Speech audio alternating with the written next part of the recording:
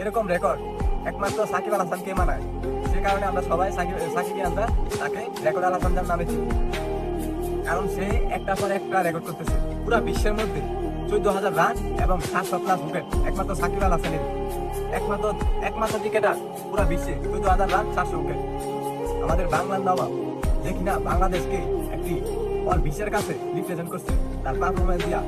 আর আমরা কিছু অকৃতজ্ঞ বাঙালি তার নামে ভুয়া মিথ্যা মামলা দিই, তার নামে বদনাম করি, তাকে আমরা ভুয়া বলে স্লোগান দিই।